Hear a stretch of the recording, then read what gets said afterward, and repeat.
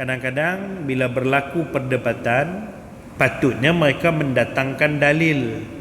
Bila berdebat, debat ni kan nak cari kebenaran.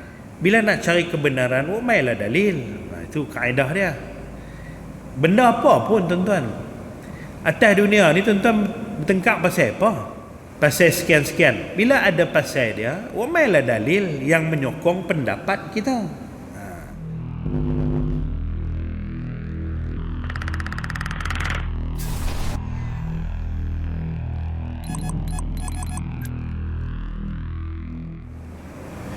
Assalamualaikum warahmatullahi wabarakatuh. Bismillahirrahmanirrahim. Alhamdulillahi rabbil alamin. Wassalatu wassalamu ala asyrafil anbiya'i wal mursalin wa ala alihi wa sahbihi ajma'in. Rabbi syrah li sadri wa yassir li amri wahlul 'uqdatam min lisani yafqahu qawli wala haula wala quwwata illa billahil aliyyil azim. Muslimin muslimat yang dirahmati Allah, alhamdulillah, syukur kita ke hadrat Allah. Pada pagi ini sekali lagi kita diberikan kesempatan oleh Allah untuk sama-sama kita berada di dalam rumah Allah, dan yang terlebih istimewa kita berada di dalam salah satu daripada taman-taman syurga Allah. Moga-moga keberadaan kita di dalam majlis ini pada pagi ini senantiasa dicuri rahmat oleh Allah, dikurniakan keberkatan di dalam hidup, dan dijamin husnul khatimah. Moga-moga Allah menjamin untuk kita husnul khatimah di akhir hidup kita nanti, insya-Allah. Pagi ini kita sampai pada bab yang ke-23 pada muka surat 160, yakni berkaitan dengan talbis ataupun belitan iblis kepada orang yang berilmu. Cuma minggu ni kita sampai macam mana belitan iblis kepada orang yang berilmu, ketika mana orang yang berilmu itu diuji Allah dengan perdebatan. Sesama orang yang ada ilmu ni mereka berdebat, dan macam mana cara iblis nak membelit mereka, dengan iblis menggalakkanlah para ahli ilmu ni memasukkan kata-kata falsafah, melebihkan kata-kata falsafah daripada mencari kebenaran. Sedangkan berdebat ni hasrat asal ialah kita nak mencari kebenaran. Tetapi iblis ni dia pandai lah, memang kerja dia kerja membelit kan? Jadi walaupun niat awal itu mungkin nak cari kebenaran, tetapi akhirnya tersilap lah dengan dia membisik-bisik, dia membelit kita agar kita ini tersilap. Ketika mana dalam proses mencari kebenaran, tiba-tiba kita sendiri melakukan jalan-jalan kepada kesesatan. Baik, tipu daya iblis yang lainnya, minggu lepas kita bincang dah sikit. Jadi dia kata minggu ni tipu daya iblis yang lainnya terhadap ahli fiqh, orang alim ni, ketika berdebat ialah dengan menyisipkan, memasukkanlah perkataan-perkataan ahli falsafah dan mempercayai topik-topik falsafah. Contoh dia kata, mereka lebih mementingkan qiyas daripada hadis yang seharusnya dapat dijadikan dalil dalam suatu masalah. Kadang-kadang bila berlaku perdebatan, patutnya mereka mendatangkan dalil. Bila berdebat, debat ni kan nak cari kebenaran. Bila nak cari kebenaran, mailah dalil. Itu kaedah dia. Benda apa pun tuan-tuan, atas dunia ni tuan-tuan bertengkar pasal apa? Pasal sekian-sekian. Bila ada pasal dia, mailah dalil yang menyokong pendapat kita. Tak gaduh tumbuk lah. Ada setengah orang, dia tak boleh buat mai dalil, tumbuk. Hina lah. Mula putus hubungan. Sedangkan tujuannya nak cari kebenaran, bukan nak cari siapa benar. Lain tuan-tuan. Kita yang dipengaruhi iblis, bila kita berdebat satu benda, kita nak cari siapa benar. Padahal matlamat asal perdebatan nak cari kebenaran. Tak kisahlah kebenaran tu mai dari mana. Daripada A ke, daripada B ke, kita tak kisah. Yang penting hak mana benar. Bila mai kebenaran, si A dan si B mesti menerima kebenaran itu. Tapi kadang-kadang orang yang berdebat, dia nak kebenaran tu mai dari dia. Orang yang melihat perdebatan, dia mau kebenaran tu mai daripada orang hak dia sokong. Tu. Ini realiti yang berlaku. Si A berdebat dengan si B. A mesti ada penyokong dia. B mesti ada penyokong dia. Maka penyokong A harapkan mai daripada kebenaran, mai daripada mulut A. Kalau mai daripada mulut B, walaupun betul kami tak terima. Itu ciri-ciri orang yang telah dibelit iblis. Sedangkan matlamat asal kita nak cari kebenaran. Maknanya kalau kebenaran tu mai dari si A, walaupun saya sokong si B, saya kena terima. Kalau saya ni penyokong si A, mai daripada si B, saya kena terima. Itu orang yang berjaya melepaskan diri dia daripada belitan iblis. Jadi bukan takat pendebat tu, tapi juga penyokong kepada pendebat tu. Maknanya kita kena terbuka hati kita. Kami tak kisah siapa benar. Yang penting kebenaran tu apa. Itu penting sekali. Daripada hadis yang seharusnya dapat dijadikan dalil dalam suatu masalah supaya pandangannya dikatakan luas. Tapi kalau pendebat tadi terpengaruh dengan iblis, belitan iblis, maka dia tak kisah dalil. Yang penting dia nampak hebat. Tu jaga tu. Iblis ni pandai. Bila ada berlaku satu-satu khilaf, satu-satu perbezaan pendapat, maka bila dua ulama ni nak mencari kebenaran, masa tu iblis menyusup masuk. Macam kita cerita minggu lepas lah, kalau tuan-tuan ingat 6 peringkat.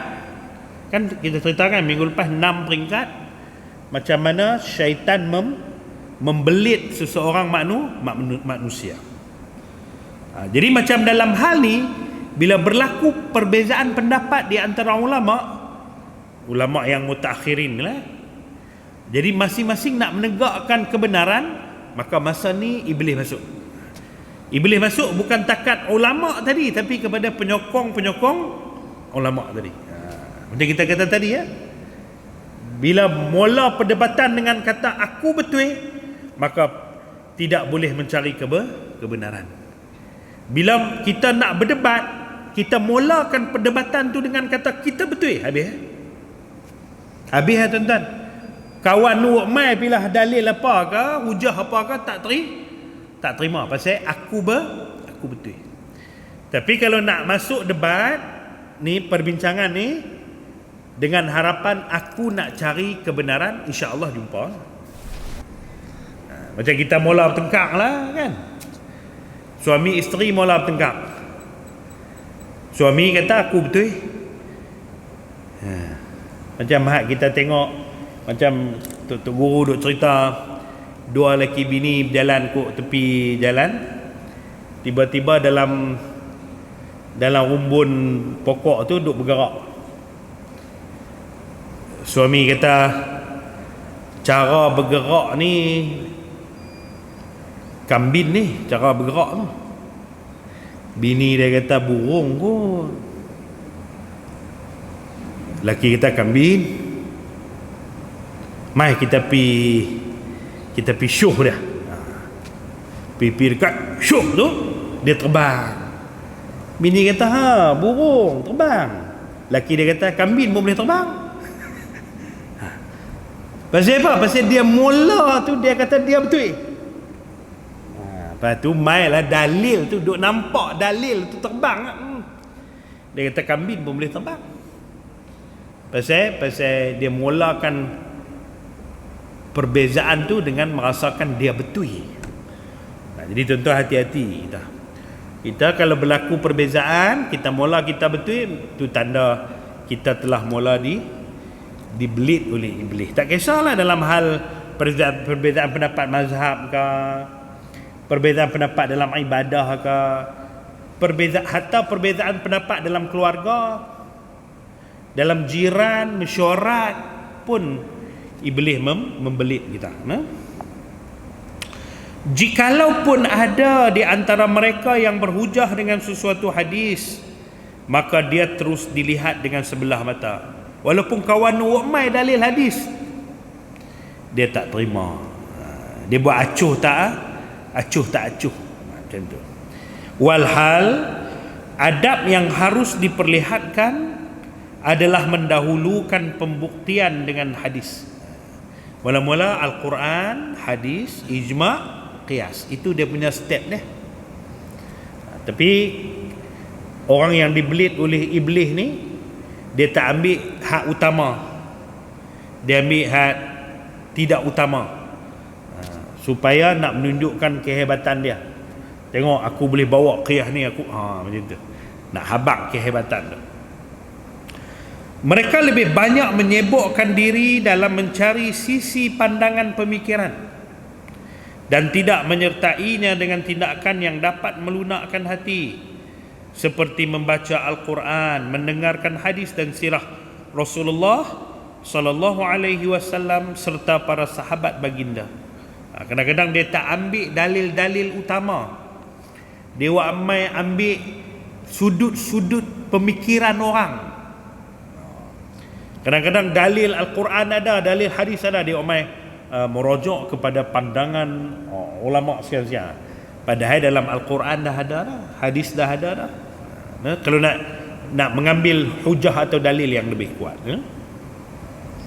Sebagaimana yang sudah dimaklumi, hati itu tidak akan dapat khusyuk hanya dengan sering membersihkan najis, sementara air pun dapat berubah. Jadi dia kata kita ni dalam hidup kita, untuk mengkhusyukkan sama ada ibadah kita apa dan sebagainya, bukan sekadar membersihkan najis luaran lah, tetapi juga dengan membetulkan hadis. Dia qiyas kepada dalam perdebatan ni. Kadang-kadang bila timbul benda-benda yang tak kena, mai kita cari benda yang kena. Nak cari benda yang kena tu bukan sekadar membersihkan benda yang tak kena tu, tapi juga membersihkan hati kita. Macam kita kata tadi lah, bila hati kita kata kita saja betul ya, mai pilih hak lain tak betul. Yang penting kita bersihkan hati kita dulu. Dalam berdebat, dalam bertengkar, dalam mesyuarat, hadir mesyuarat tu nak cari keputusan yang terbaik, bukan nak mencari aku yang terbaik. Masuk mesyuarat tu banyak pandangan, moga-moga aku boleh ambil pandangan yang terbaik. Bukan masuk mesyuarat aku yang terbaik mesti terima pandangan aku. Tu habis silap, tak boleh. Sebab itu kita kalau dalam mesyuarat ada pelbagai pandangan, maknanya mesyuarat itu mesyuarat yang terbaik. 10 orang mesyuarat, 10 pandangan terbaik. Pasal apa? Bila pelbagai pandangan, maka kita nampak dari pelbagai sudutnya. Jangan kita kata mesyuarat hari ini tak syok lah awak, banyak pandangan sangat. Banyak pandangan lebih. Lepas tu kita carilah pandangan yang terbaik. Mesyuarat ni bukan taklimat. Mesyuarat ni berkongsi pandangan. Macam ni lah dia kata. Kalau hadir mesyuarat tu dah kata hak kita terbaik, siapa cadang pun dia tak terima. Masuk mesyuarat, pengurusi kata ni hak saya cadang, orang lain jangan duk cadang apa. Habis tak. Kan? Patutnya dia tanya cadangan orang, cadangan supaya lebih banyak cadangan, lebih banyak keterbukaan, lebih banyak cara kita memandang benda tu. Kena mesyuarat kenuri lah. Mesyuarat kenuri ni kita bagi pandangan macam ni. Ada orang pandangan dia kata kalau hujan hari tu kita buat macam ni. Ni banyak orang memberi pandangan itu lebih baik.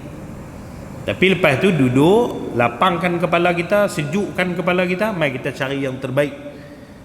Tapi kalau mula dengan akulah yang terbaik, maka boleh kat syaitan lah. Macam mesyuarat suami isteri panggil anak-anak. Ni cuti ni nak pergi mana? Dia ada dalam kepala lah, aku nak pergi tahun tu. Hampa cadang pergi lah apa pun, aku tak pakai. Tak habis. Tanyalah isteri nak pergi mana? Cameron Highland. Ceritalah hari pertama nak pergi mana. Anak sulung nak pergi Pulau Pangkor. Tak. Anak nombor 3 nak pergi Langkawi. Padahal dia tak mau terima dah. Lepas tu dia kata okey lah, dah bagi cadangan, nampak cadangan tu kita rasa tak apa sesuai pula dah. Dia tak cari hak betul, hak kontra dengan pro, dia terus buat keputusan. Maka keputusan apa dia kata nak pergi Bukit Wang. Berontaklah depa. Cuba dia bagi saranan. Okey. Pasal apa pilih Cameron Highland? Di antara Cameron Highland ni dengan Pulau Pangkor ni apa kelebihan? Itu kaedah berdebat, berbincang. Tapi kalau masuk-masuk tu hak aku ya nak buat keputusan, itu dah dibelit iblis lah. Iblis belit awal lagi. Ni dia rasa dia lah yang terbaik. Masalah-masalah khilafiyah, perbezaan ni, sekalipun termasuk dalam ilmu syarak, tidak mampu membangkitkan segala sesuatu yang dicari. Siapa yang tidak menelaah rahsia-rahsia kehidupan orang-orang salaf yang seharusnya dijadikan mazhabnya, ikutannya, tentu tidak akan dapat mengikuti jejak mereka. Jadi masalah khilafiyah ni makna dia tahu hak nu, dia tahu hak ni, dia tahu hak ni. Betul, itu termasuk ilmu syarak. Tetapi yang terlebih baik kita menelaah. Telaah lah maksud dia. Menelaah ni telaah lah. Melihat kadang-kadang perbezaan itu berlaku, dia sesuai pada waktu dan tempat dan situasi orang tu. Contoh macam ni lah. Ada dah satu keputusan tahun 85. Keputusan tu macam ni. Pasal apa? Pasal sesuai waktu tu, dengan orang-orang macam tu, dan suasana macam tu. Hari ni dia tak sesuai dah tu. Dia tak sesuai dah. Tu yang kata kadang-kadang ada berlaku sedikit perbezaan pendapat. Tapi kena lapang lah. Kita tak boleh lah hentam orang dulu teruk awat yang dia buat macam tu. Dia buat macam tu sesuai pada waktu tu. Keputusan tu sesuai pada waktu tu. Waktulah mungkin tak Tak sesuai. Allah macam tuan-tuan lah, duduk di Malaysia ni dengan tuan-tuan pergi haji, bab bersentuhan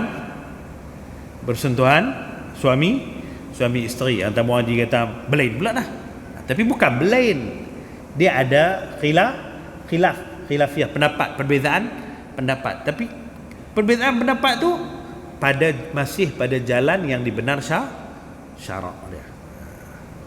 Jadi sesuai pada waktu macam tu, ketika macam tu, tapi tak sesuai pada waktu-waktu tertentu. Jadi kena lapangkan kepala kita. Jangan hak aku saja betul, orang lain salah belakang. Ataupun tuan-tuan boleh pegang kaedah, pegangan kita insya-Allah betul, pegangan orang lain belum tentu salah. Pegangan kita insya-Allah betul, kita kena yakin. Hak pegangan ni maksud hak kita duk buat ni betul, kita kena yakin. Kalau tak yakin tuan-tuan tak boleh buat. Tapi pegangan orang lain belum tentu salah. Kita baca qunut subuh, betul? Tuan-tuan baca doa qunut dalam sembahyang subuh, betul? Yakin? Tapi orang yang tak baca belum tentu salah. Macam tu. Tuan-tuan tak baca, mazhab tuan-tuan kata tak baca, betul? Tapi orang hak baca belum tentu salah. Itu kita kena ada dalam kepala kita macam tu. Tapi kalau dalam kepala kita hak aku pegang betul, hak orang lain semua salah, tuan-tuan tak boleh duduk tang mana? Tuan-tuan padan duduk Taman Masuri. Dia ada perbezaan berlaku tu, kena tengok di mana, suasana tu macam mana. Jadi para ulama yang dah merumuskan benda-benda tu, dia dah melihat, merujuk kepada dalil-dalil yang ada. Jadi kita ni kena pertamanya berlapang dada, pegang prinsip tadi. Hak kita buat insya-Allah betul, kita kena yakin. Kalau tak yakin tak boleh. Pihak orang buat belum tentu salah.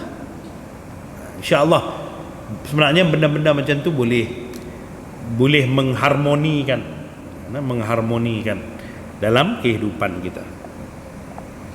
Yang perlu dikhawatiri bahawa tabiat itu serupa dengan pencuri. Jikalau ia hidup bersama orang-orang yang hidup pada zaman sekarang, maka ia akan mencuri tabiat mereka, lalu menjadikannya serupa dengan mereka. Tetapi jikalau ia menelaah kehidupan orang-orang terdahulu, maka ia akan mengikuti akhlak mereka.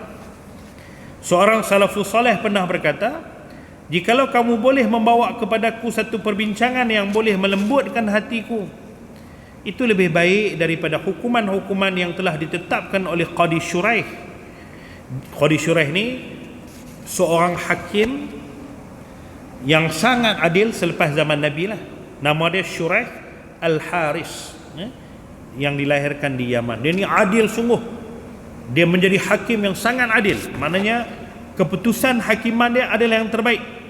Tapi seorang salafus saleh kata, kalau lah hampa umai kat aku ni satu bentuk perbincangan, yang mana perbincangan tu melembutkan hati, itu lebih baik, dia kata, daripada keputusan-keputusan yang diputuskan oleh Qadi Shuraih. Maksud dia, perbincangan yang melembutkan hati ni tadi, tenang. Dalam berbincang ni tenang, mencari kebenaran, bukan mencari siapa betul, tapi mencari kebenaran. Tak kisah kebenaran tu mai daripada orang yang lawan dengan kita pun tak apa. Dan ada kaedah tadi, pendapat aku betul, pendapat orang lain belum tentu salah. Jadi perbincangan macam tu, dia kata, melunakkan hati, melembutkan hati. Bila kita masuk dalam perbincangan macam tu, insya-Allah nada suara pun jadi rendah. Kan? Mesyuarat ni pun tuan-tuan, berdebat ni pun, kalau kita duk rasa orang salah kita betul, suara marah kat orang. Tapi kalau ada benda tadi, hati kita menjadi lapang, hati menjadi tenang. Dia kata lebih baik aku suka perbincangan yang macam tu. Selalunya bila berbincang-bincang ni, tak puas hati je, putus kawan. Tak gaduh perbincangan depan lah. Dalam Facebook, dalam WhatsApp tu berapa orang dah left group. Tak puas hati. Dia mula awak keluar benda sensitif, orang balas lah. Balas sakit hati. Sakit hati, left group. Kita ni kena lapang lah. Kalau kita awak keluar benda tu, kita kena ingat tuan-tuan, saya sebut dah minggu lepas, setiap sesuatu mesti ada pengikut dia. Sama ada sikit atau banyak, mesti ada. Kalaulah dalam grup tu ada dua warna parti politik, contohlah dua warna, seorang satu warna ni, satu warna ni. Tuan-tuan ni warna hat A, tuan-tuan buh sekali lagi, tuan-tuan percayalah hat B tak sengap lah. Kalau dah tuan-tuan mula buh, tuan-tuan bersedialah terima. Ni tuan-tuan buh, lepas tu orang lain balas, oh tak boleh, duk rasa hak aku saja betul, silap lah. Jadi kalau tak mau macam tu, jangan mula. Sebab itu ada setengah grup dia duk peringat, jangan mula. Kalau mula sekali lagi, putus ya, kelih ya. Lain-lain bubar grup tu. Padahal grup pinggan mangkuk ya. Pasal dia tak lapang. Kalau tak rasa lapang, jangan. Benda tu tak perlu dibawa, jangan bawa. Tapi kalau nak bawa, masing-masing kena lapang lah, kena bersedia lah. Ingatlah, tiap-tiap sesuatu ada pengikut dia. Hatta benda tu kalau sesat pun ada benda, ada ikut. Tuan-tuan tengoklah, ada hak yang dah diisytiharkan sesat lah. Ayah Pin ke, Rasul Melayu ke, ada tuan-tuan. Ada tuan-tuan, tu saya heran lah. Dia mesti ada. Kalau sehari dua ni tuan-tuan, ada orang isytihar lah di Pekan Jitera ni, Rasul apa pula, ada lah ikut. Ada, dia tetap maka ada. Sebab itu fitrah dia macam tu. Setiap sesuatu akan ada yang akan mengikut dia. Itu juga dalam perniagaan, tuan-tuan jual apa pun, ada orang beli, cuma banyak dengan sikit. Sebab itu kita, bila kita nak menyuarakan sesuatu, kita kena yakin benda ni, kita kena bersedia. Nak menyerang ke, nak apa ke, mesti ada orang yang akan defend dia ke, backup dia ke. Kita kena faham macam tu lah. Jadi hidup atas dunia ni keadaan dia macam tu, bersedia, berlapang dada.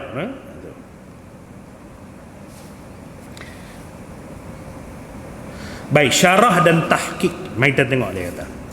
Di antara juga tipu daya iblis terhadap ahli fiqh adalah mementingkan debat serta memasukkan kata-kata falsafah yang tinggi serta sukar difahami maknanya oleh orang-orang yang mendengarnya.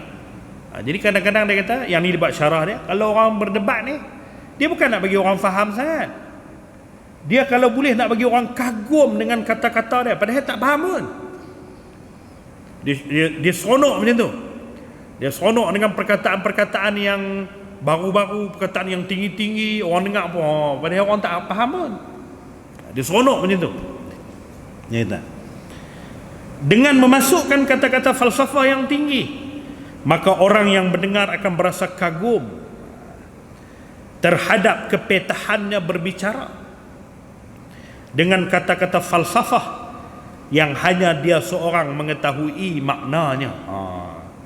Kadang-kadang bahasa tu bunga tak sangka, tapi kita tak nampak macam bunga dah. Tinggi sangat, tak padan dengan audien yang mendengar. Sebab itu Nabi peringat kita, bercakap ni bagi sesuai dengan orang yang dengar. Nabi perintah tu, bercakap bagi sesuai orang yang dengar. Satu, sesuai orang yang dengar. Yang kedua, sesuai pada waktu mendengar. Ni waktu duha tak sama dengan subuh tadi. Subuh tak sama dengan maghrib lagi. Kalau suasana pun tak sama, orang lagi lah. Jadi nak cakap tu tengok. Cakap dalam majlis kahwin, majlis meminang, tak sama cakap dengan majlis reunion. Tak sama. Bila tak sama, masa pun tak sama. Maksud masa ni, kalau reunion cakap lama mana, bahasa macam mana nak guna. Kalau majlis bertunang ni, lama mana, bahasa macam mana. Itu begitu. Yang penting matlamat kita tu sampai sesuai. Ni duk pi sampai bunga bahasa sampai orang tak faham ni apa cerita. Pasal apa? Pasal hebat dia. Dia cakap tadi hebat, bahasa dia tinggi. Lepas tu kita tanya dia, yang hang faham apa? Aku tak faham lah, tapi hebat lah. Dia nak buat apa tu? Nak buat apa tak sampai. Tapi iblis ni dia mau macam tu, supaya yang mendengar tu tak sampai benda yang nak disampai. Cuma kagum ya. Kadang-kadang kita dengar ceramah, dia balik cerita kat bini dah. Puas hari ni, puas ustaz tu. Ustaz tu bagi rapat puas ya. Bini dia tanya, yang rapat tu apa abang ni? Tak tahu tapi puas ya. Dia tak tahu. Bini dia tanya, ceritalah kat kami sikit nak dengar ni. Tak tahu dia kata. Tapi rapat dia seronok tu, dengan bahasa, dengan gaya, dengan tak sampai. Tu semua mainan iblis. Jadi kita pun jangan kata had pengkuliah penceramah ustaz-ustaz ya. Kita di rumah pun majlis dengan adik-beradik, duduk dengan adik-beradik, kawan rakan ni, nak sampai apa? Nak sampai maksud kita ke, ataupun nak bagi orang tengok kagum dengan cara kita bercakap ke? Ada orang kalau duduk dengan adik-beradik ni cakap tu dengan bahasa tu kita dengar pun macam orang Singapura baru balik main Kedah. Macam orang Singapura baru main Kedah sembang. Padahal baru hidup Singapura 14 hari lah. Tu pun PKP tak boleh balik. Tapi cara dia bercakap sampai kita pun tak faham. Tapi hebat nampak dia. Tak mahu tu. Tu iblis dah menguasai kita. Iblis memasukkan jarum riak dan takabur kepadanya secara halus dan tanpa disedarinya. Dia syok dengan bahasa-bahasa yang tinggi, tapi orang tak faham. Ada sesetengah dalam kalangan mereka yang terlampau ta'sub, memasukkan kata-kata falsafah yang tinggi dalam berhujah, sehingga menenggelamkan isi atau hujah yang sebenar. Benda yang duk bincang benda lain, wak mai kiasan-kiasan tu lain. Dia pun tahu kiasan tu lain, tapi nak habang ke orang kata dia boleh kias dengan benda lain. Dia macam tu dia.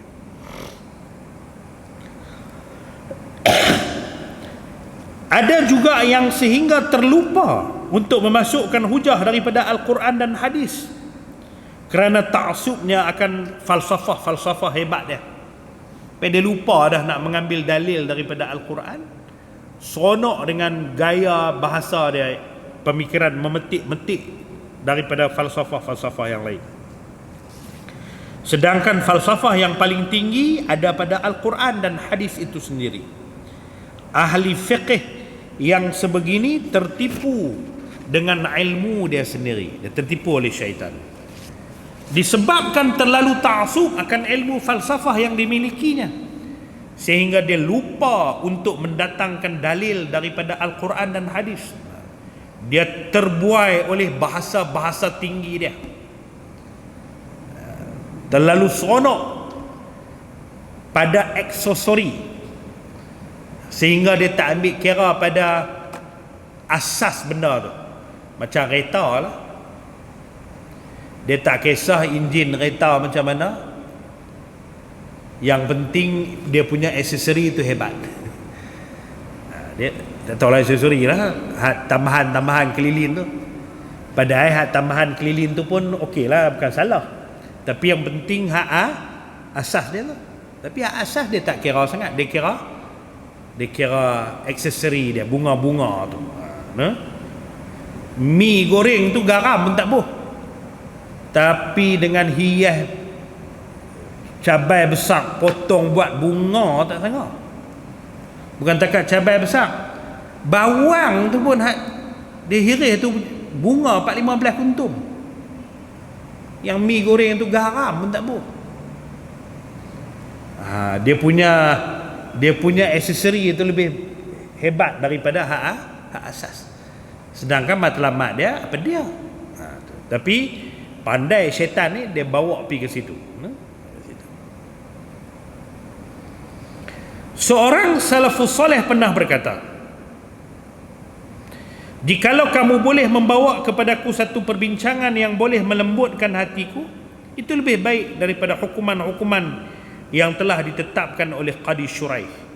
Maknanya dalam perbincangan dia kata, ampau boleh buat mai contoh-contoh perbincangan yang lembut hati, tenang, lepas berbincang kedua-dua pihak menjadi sepakat, hak tu lebih aku seronok daripada keputusan-keputusan yang diputuskan oleh seorang hakim yang adil.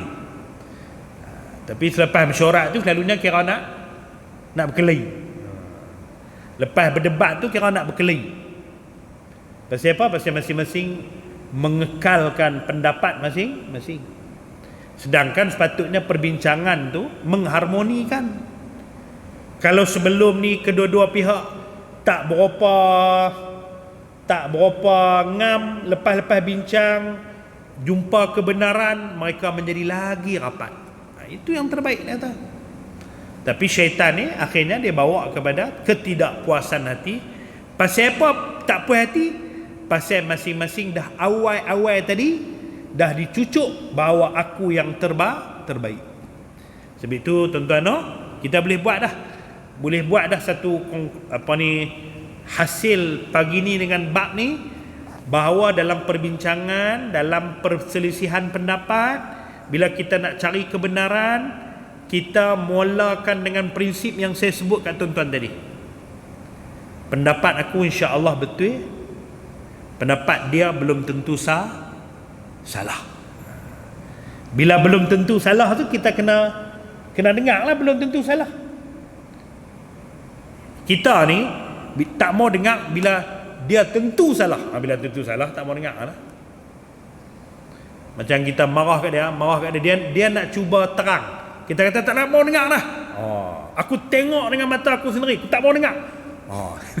Nanti dia nak dah. Kita tak mau pasal kita kata kita betul.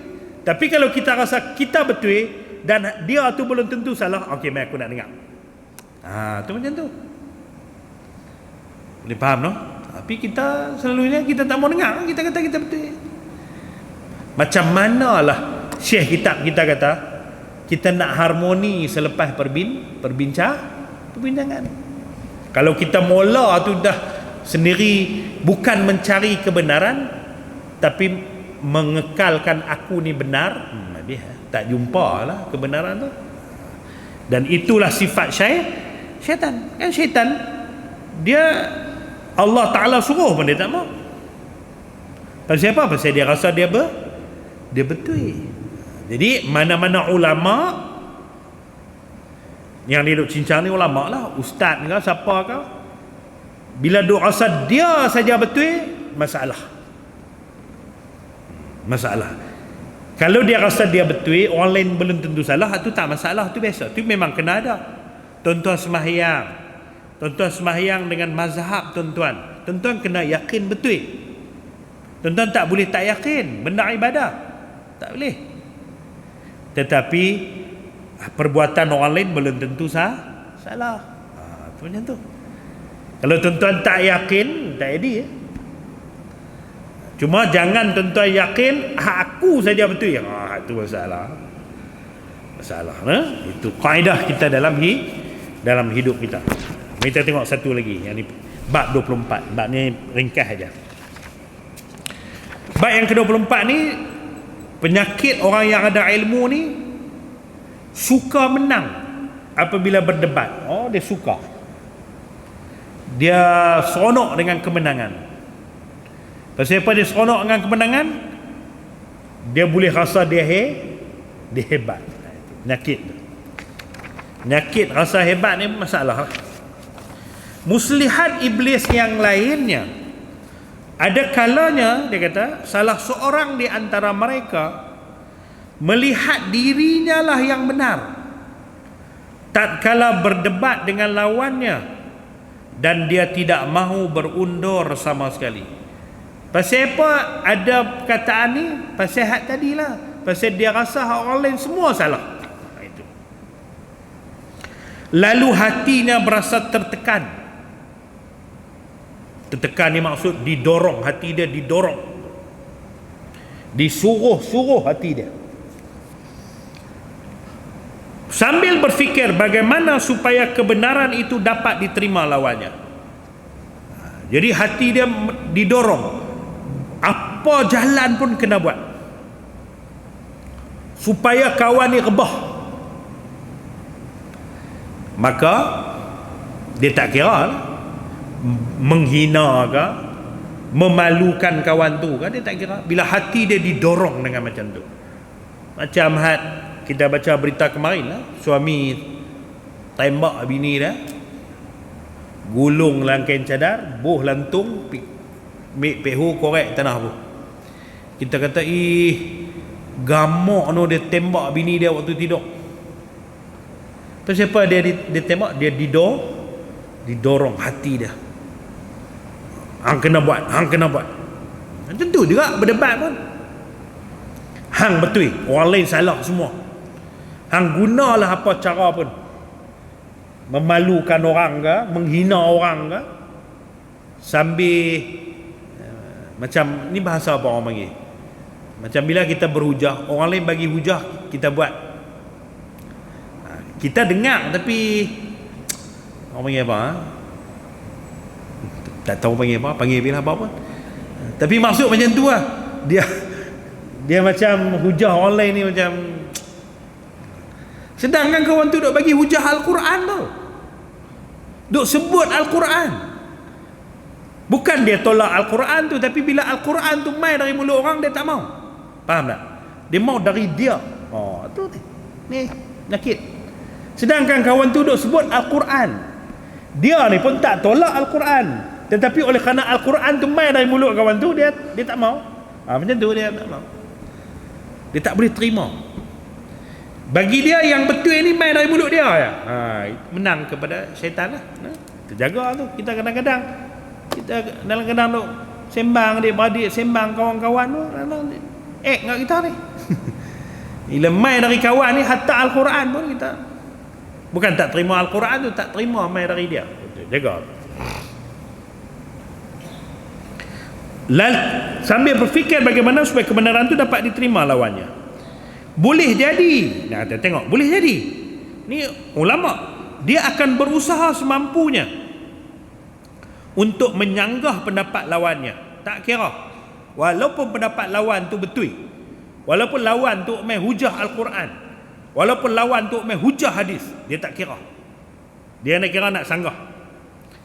Apalagi dia mengetahui bahawa dirinya lah yang benar, dia dok rasa diri dia. Yang demikian ini termasuk keburukan yang paling buruk. Tuan-tuan tu, Syekh kita kata itulah keburukan yang paling buruk. Maknanya benda hak paling buruk ialah bila dia tahu kebenaran tu mai dari orang lain, dan dia tahu benda tu betul, tapi oleh kerana betul itu mai dari orang lain, dia nak sanggah. Buruk yang paling buruk dia kata. Sebab seharusnya berdebat itu dimaksudkan untuk menjelaskan kebenaran. Macam saya sebut awal tadi, tujuan kita berdebat, tujuan kita berbincang ialah nak cari kebenaran, bukan nak cari siapa benar. Imam Asy-Syafi'i berkata, aku tidak pernah berdebat dengan seseorang lalu dia mengingkari hujah, melainkan namanya jatuh dalam penglihatanku. Jadi kalau dia menerimanya, maka aku enggan kepadanya. Maksud dia apa? Imam Syafi'i kata, kalau dalam bahasa kita lah, aku kalau masuk dalam perbincangan, apabila pendapat aku diterima, aku beristighfar. Apabila pendapat aku ditolak, aku mengucap alhamdulillah. Saya ulang. Aku ni, bahasa kita lah senang. Aku ni, kalau dalam mesyuarat, berbincang, pendapat aku, bila aku bagi, orang terima. Astaghfirullahalazim. Pendapat aku orang tak terima, alhamdulillah. Pasal apa macam tu? Pasal apa aku istighfar? Aku takut pendapat aku ni satu orang terima kerana bukan pasal pendapat tu, tapi kerana orang terima malu Allah kat aku. Ataupun orang terima tu, benda tu pendapat aku silap, maka mendatangkan keburukan pada waktu-waktu depan. Tapi orang terima tu bukan pasal hebat sangat pendapat tu, pasal dah aku ni orang kenal aku. Jadi aku takut tu. Tu yang aku istighfar. Kalau orang tolak pendapat aku, alhamdulillah. Pertama, aku tak rasa besar diri. Yang kedua, aku selamat. Aku takut-takut pendapat aku tadi ni tak baik. Boleh kita teratur mana? You know? Kita terbalik. Aku kalau orang terima pendapat aku, alhamdulillah. Orang tak terima, astagfirullah, geram kan? Siapa tak terima tu? Terbalik. Imam Syafi'i tak. Dia harap kalau orang tak terima, lega. Pasal apa? Pasal ada orang macam kita sembang kenuri, masa musim kenuri banyak oh. Masa musim kenuri 10, 11, ada orang kena rumah Abang Chin contoh lah. Dia kata tak kena, alhamdulillah. Awak kalau kena pi. Ada orang dia alhamdulillah, pasal dia kata banyak sangat dah, hari ni 11 je. Kalau kena pi. Tapi tak boleh, walimatul urus wajib. Jadi kadang-kadang tuan-tuan, kadang-kadang lah, kadang-kadang orang tak panggil kita tu pun satu kesyukuran, pasal tak dibebankan wajib pi. Jangan beban. Gamak ana dia tak panggil aku, kenuri aku, lepas ni tobat tak panggil dia dah, tu dia. Sedangkan hak tu meringankan kita. Ataupun mungkin dia lupa. Dia lupa ke, dia bukan dia lupa sangat, dia duk tangguh-tangguh tak panggil langsung. Tu. Jadi kita duk marah, duk beban, nak balas dendam, rugilah. Patutnya syukurlah hari tu saja pun 11, mana dah langkah nak pergi rumah dia pula, tapi dia tak panggil, lega, sekurang-kurangnya selamat. Tu orang panggil lapang kepala. Jangan duk marah, beban, marah ke dia lah. Syarah dan tahqiq Rabi' ni. Tipu daya iblis terhadap ulama. Apabila berdebat, dia sentiasa menginginkan kemenangan. Sedangkan tujuan debat menurut orang-orang soleh adalah untuk menasihati antara satu sama lain dalam mencari kebenaran, bukannya mencari kemenangan. Kita mencari benar, bukan mencari menang.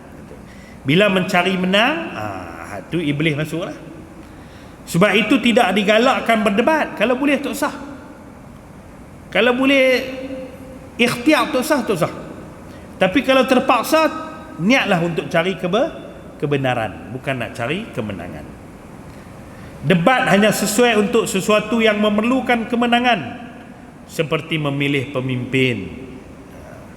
Tetapi yang dianjurkan dalam berbincang, dia kata, mengenai agama adalah mengadakan muzakarah tertutup yang dihadiri oleh ahlinya sahaja. Kadang-kadang benda agama ni bincang yang padan dengan keahlian. Sebab itu kadang-kadang bila ustaz-ustaz duk berkeli dalam Facebook ni tak apa comel. Sebab Facebook ni bukan semua ahli Facebook lah, tapi bukan semua ahli bidang tu. Bila bukan ahli bidang tu dia salah faham. Sebaik-baiknya berjumpa, bincang. Bagi ulama yang tidak diterima pendapatnya,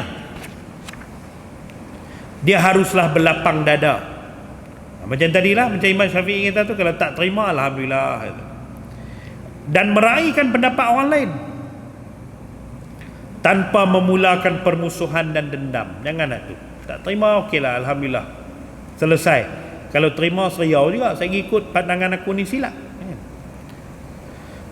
Ulama yang tidak menerima pandangan orang lain malah berdendam dan berasa hina apabila pendapatnya tidak diterima adalah seburuk-buruk ulama, dan iblis telah berjaya memperdayakannya. Pasal apa seburuk-buruk? Pasal itu adalah tanda orang-orang yang takabur. Itu tanda, tuan-tuan. Kalau tuan-tuan ada hak macam tu, Allah minta simpang. Apa dia tanda tu? Aku saja betul, orang lain semua salah. Kalau kebenaran mai daripada mulut orang, aku tak puas hati. Itu penyakit iblis.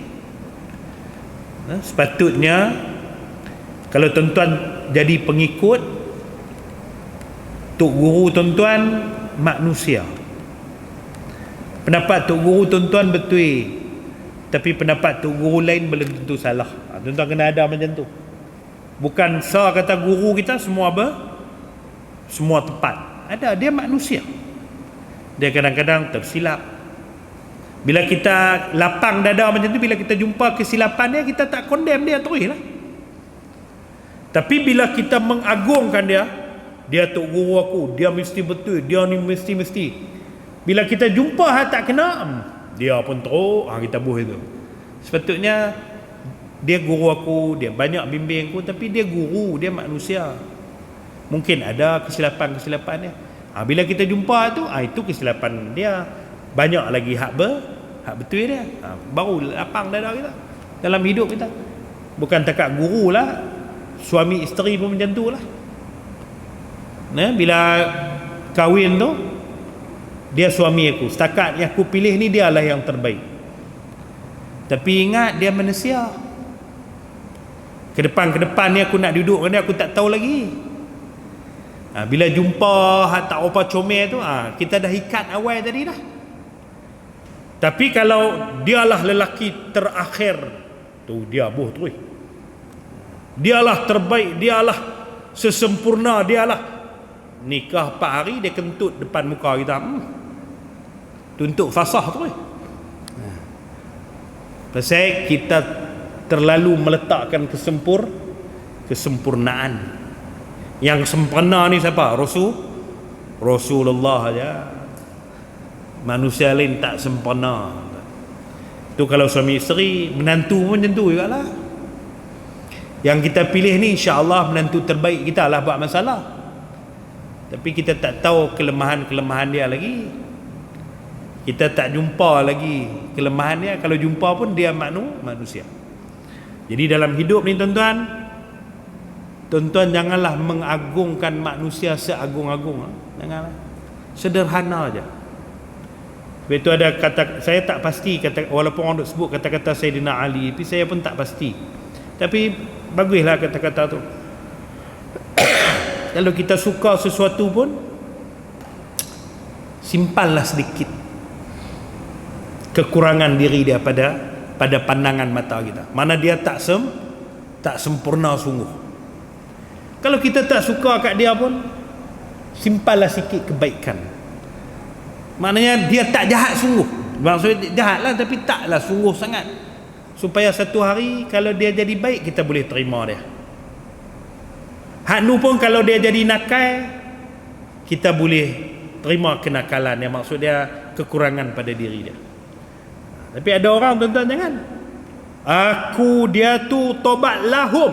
Tu dia tobat lahum tu. Tengok bayang dia pun aku tak mau.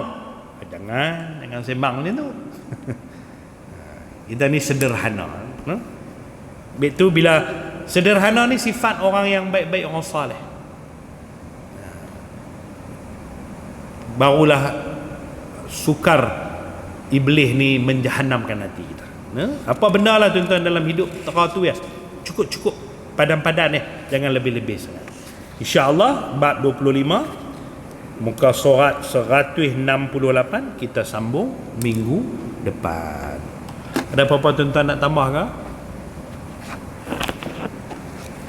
Kalau tak ada, kita tangguh dengan tasbih kafarah dan suratul subhanakallahumma wa bihamdika asyhadu an la ilaha illa anta bismillahirrahmanirrahim insana lafi khusr illa allazina amanu wa salihati. Assalamualaikum warahmatullahi wabarakatuh.